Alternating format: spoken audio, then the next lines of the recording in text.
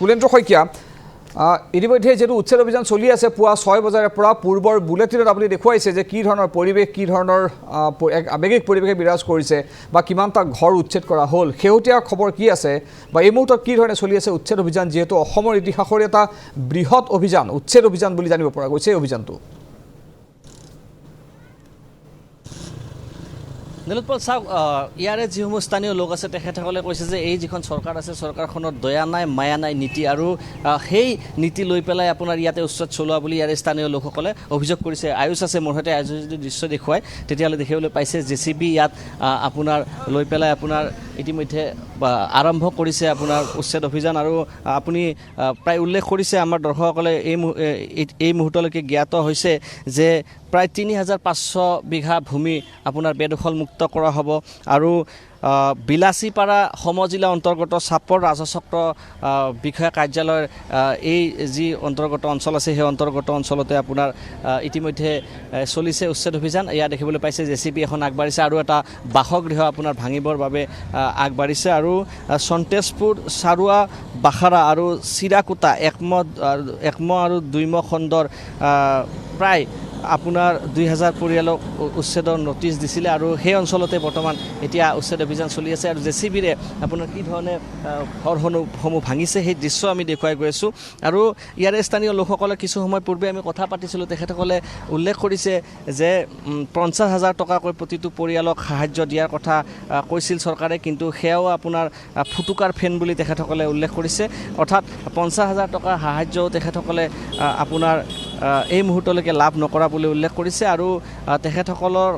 ইয়াতে প্ৰায় ৬০ বছৰ ধৰি তেখেতসকল ইয়াতে অহা বুলি আপোনাৰ উল্লেখ কৰিছে আৰু আমি যদি দেখুৱাওঁ প্ৰশাসনৰ তৰফৰ পৰা আপোনাৰ কি ধৰণৰ তেখেতসকলে ব্যৱস্থা লৈছে বা কি ধৰণে সাঁচো ইয়াৰ দৃশ্য দেখুৱাইছে আয়ুষে আপোনাৰ দৃশ্য দেখুৱাই গৈ আছে আৰু প্ৰশাসন আপোনাৰ যথেষ্ট সষ্টম হৈ আছে সকলো ফালৰ পৰা প্ৰশাসনে আপোনাৰ তেখেতসকলে আপোনাৰ সাজু হৈ আছে আৰক্ষী মোতায়েন কৰা হৈছে অৰ্ধসামৰিক বাহিনীক মোতায়েন কৰা হৈছে আৰু ইয়াৰে অঞ্চলবাসী আছে তেখেতসকলে আপোনাৰ যিহেতু ৯০% ঘৰ আপোনাৰ ইতিমধ্যে ভাঙিছে ৯০% ঘৰ তেখেতসকলে নিজাববীয়াকৈ ভাঙিছে আৰু স্থানীয় লোকসকল যিহেতু আছে অকণমান জানিবলৈ যত্ন কৰিম প্ৰায় ৯০% ঘৰ আপোনাৰ খালী কৰি দিছে ইয়াৰে স্থানীয় লোকে আৰু কিমানমান ঘৰ বাকী আছে আপোনাৰ উচ্ছেদ কৰিবৰ বাবে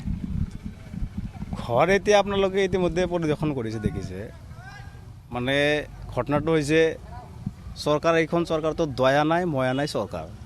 কাৰণ এইটো যদি কৈছে যে বুলডোজাৰ লগাবই গতিকে আমি দুখীয়া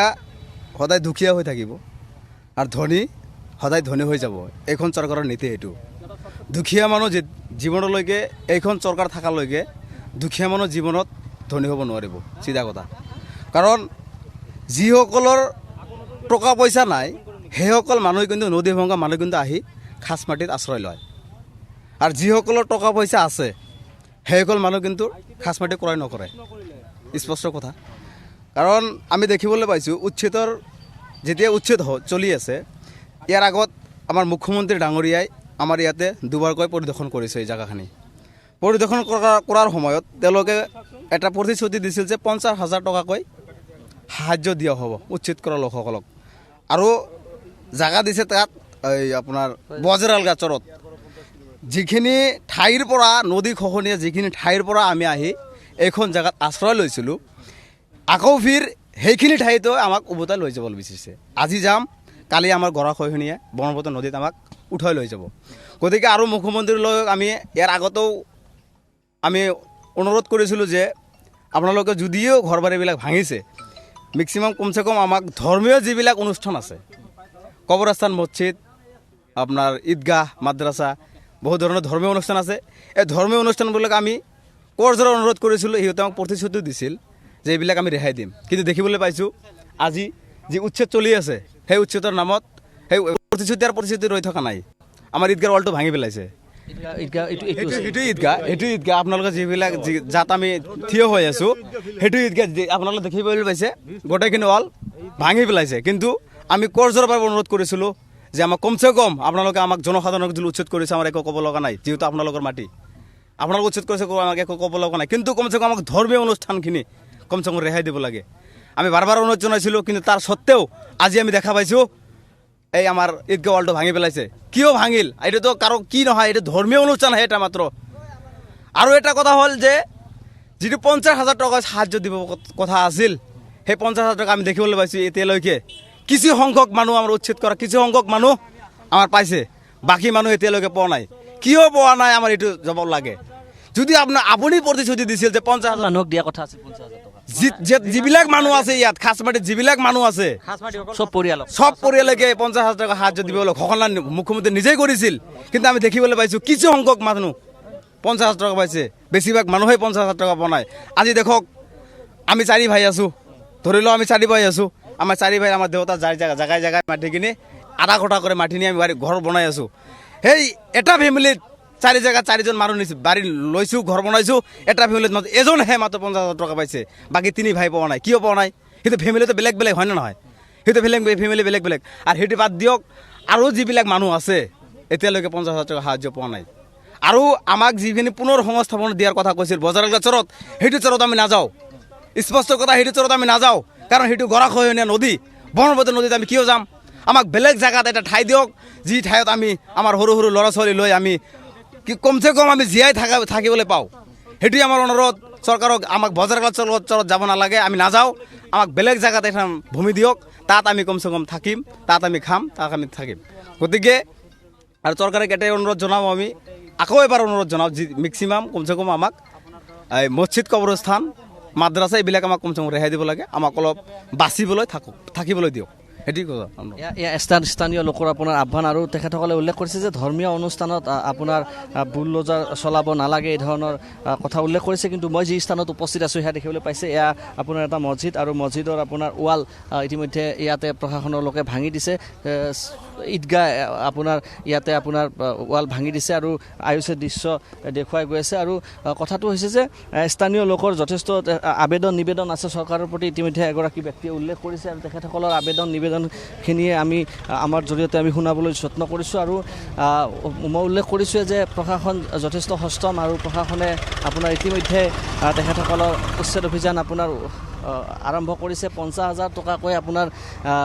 ইয়াতে স্থানীয় লোকসকলক দিয়া কথা তেখেতসকলে আছিল কিন্তু 50,000 টকাৰ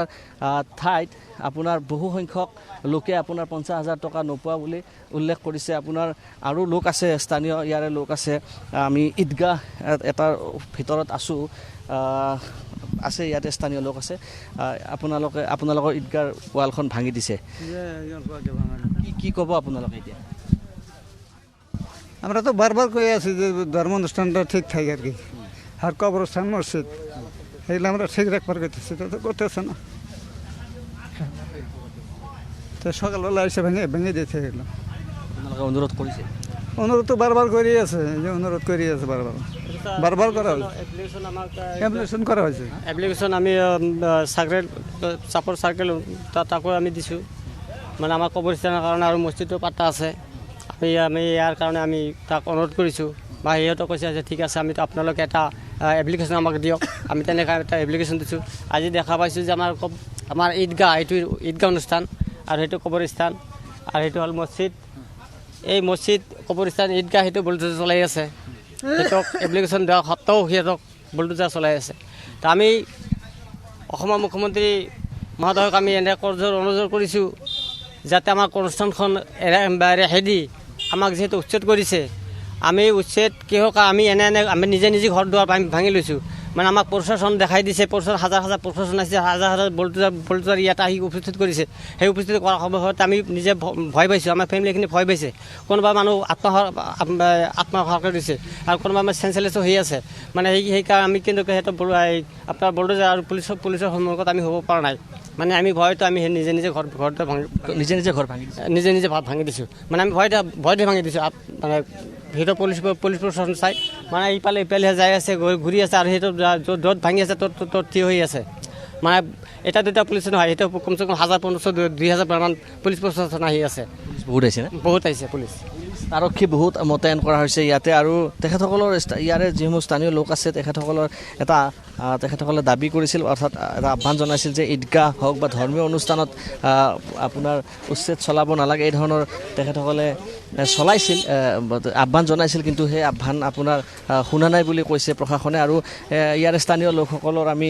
দৃশ্য দেখুৱাই গৈছোঁ, আৰক্ষীৰ সমান্তৰালকৈ দৃশ্য দেখুৱাই গৈ আছোঁ। আৰু যিসমূহ লোক আপোনাৰ ইতিমধ্যে গৃহহীন হৈছে তেখেতসকলৰ আমি মন্তব্য শুনাবলৈ আমি যত্ন কৰি আছোঁ। আৰু ইয়াত দেখিবলৈ পাইছে যে ঈদগাহ যিটো আছে আপোনাৰ ঈদগাহটোৰ বৰ্তমান দেৱালসমূহ ভাঙি দিছে আৰু অনুৰূপ ধৰণে আপোনাৰ বাসগৃহসমূহ ভাঙি পেলোৱা হৈছে। অৰ্থাৎ প্ৰশাসনৰ যি যুদ্ধংদেহী আপোনাৰ স্থিতি, সেই স্থিতি তেখেতসকলে অব্যাহত ৰাখিছে। কিন্তু স্থানীয় লোকে আপোনাৰ তেখেতসকলে যিহেতু 60 বছৰ ধৰি ইয়াতে থকা বুলি তেখেতসকলে উল্লেখ কৰিছে। আৰু তেখেতসকলে নদী আপোনাৰ গৰাখহনীয়াৰ ফলত নদীৰ মাজেৰেলগা চৰৰ আশে পাশে থকা লোক বুলি তেখেতসকলে উল্লেখ কৰিছে। আৰু ইতিমধ্যে প্ৰশাসনৰ তৰফৰ পৰা তেখেতসকলক পুনৰ স্থাপন দিয়াৰ কথা উল্লেখ কৰিছে।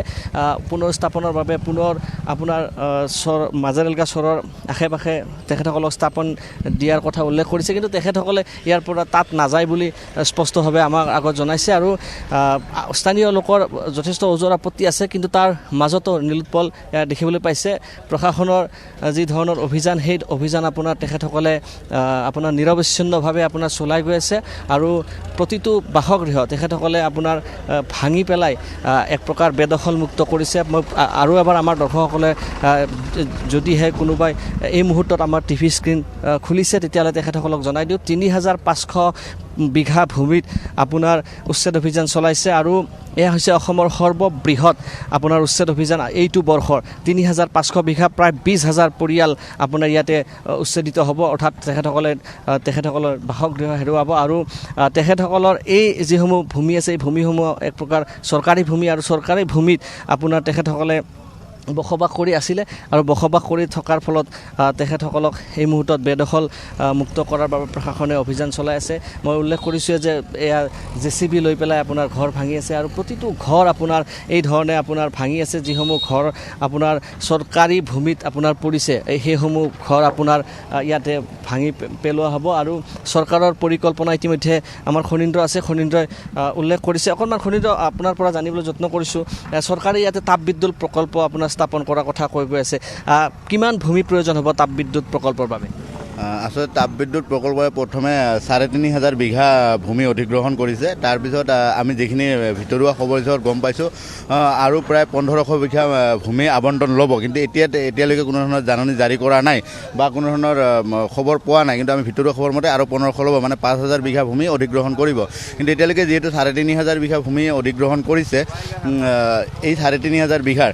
যিহেতু আজিৰ পৰা উচ্ছেদ চলি আছে। কিন্তু দেখা পোৱা গৈছে প্ৰথমে যি 6 তাৰিখৰ আগতে কিন্তু বহু অধিকাংশ লোকে ইয়াৰ পৰা ঘৰ দুৱাৰ ভাঙি গৈছে। আৰু যিখিনি ঘৰ আছে সেইখিনি আজি ভাঙি আছে।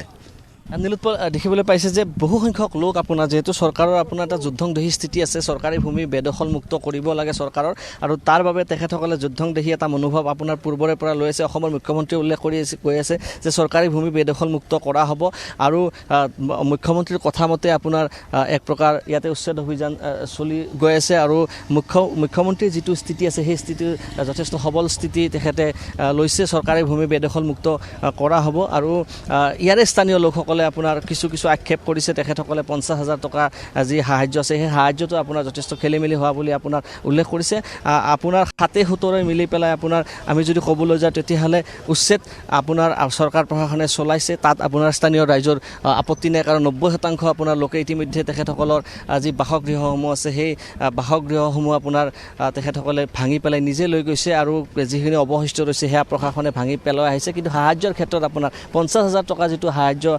আপোনাৰ চৰকাৰে দিয়া কথা আছিল, সেইটোত যথেষ্ট বিসংগতি হোৱা বুলি উল্লেখ কৰিছে। কাৰণ কোনোবা পৰিয়ালৰ যদি আপোনাৰ 4গৰাকী ভাই আছে, ভাই ককাই আছে, তেখেতসকলে 4টা ঠাইত আপোনাৰ ঘন বান্ধি পেলাই আছে। কিন্তু তাত তেনেস্থলত আপোনাৰ তেখেতৰ পিতৃৰ নামতহে আপোনাৰ সাহায্য আবণ্টন হৈছে। অৰ্থাৎ 50,000 টকা পিতৃৰ নামত পাইছে। অৰ্থাৎ 4টা পৰিয়াল আপোনাৰ এই সাহায্যৰ পৰা বঞ্চিত হোৱা বুলি উল্লেখ কৰিছে। আৰু এই ধৰণে আপোনাৰ কিছু আপোনাৰ বিসংগতি প্ৰশাসনৰ তৰফৰ পৰা থকা বুলি স্থানীয় লোকসকলে উল্লেখ কৰিছে। কিন্তু চৰকাৰৰ যিটো স্থিতি আছে নীলোৎপল, সেই স্থিতিত কিন্তু চৰকাৰ চৰকাৰ আপোনাৰ পিছ হুহুকি অহা নাই চৰকাৰে প্ৰতিটো আপোনাৰ অঞ্চলতে উচ্ছেদ চলাব আৰু এই মই উল্লেখ কৰিছোঁ যে এইটো বৰ্ষৰ আটাইতকৈ অসমৰ সৰ্ববৃহৎ আপোনাৰ উচ্ছেদ অভিযান ৩,৫০০ বিঘা ভূমি আপোনাৰ ইয়াতে উচ্ছেদ চলোৱা হ'ব আৰু প্ৰায় বেদখলমুক্ত কৰা হ'ব এই অঞ্চল আৰু এই অঞ্চলত আপোনাৰ চৰকাৰী প্ৰতিষ্ঠানৰ বাবে তাপবিদ্যুৎ প্ৰকল্পৰ বাবে আপোনাৰ চৰকাৰে ভূমি আবণ্টন দিয়াৰ কথা আপুনি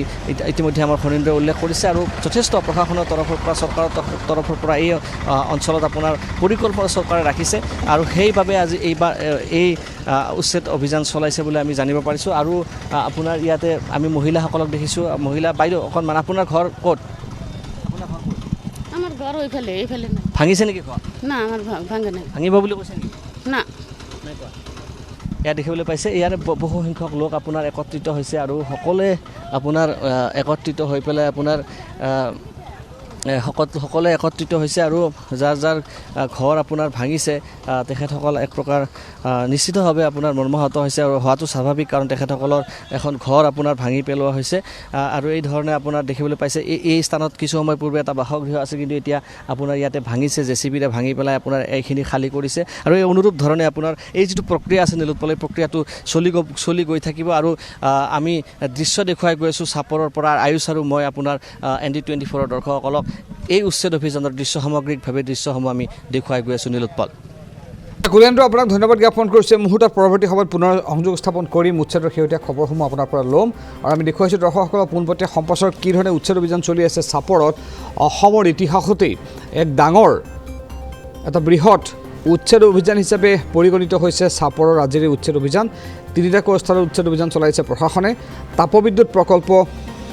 স্থাপন কৰিবৰ বাবে প্ৰশাসনে চলাইছে উচ্ছেদ অভিযান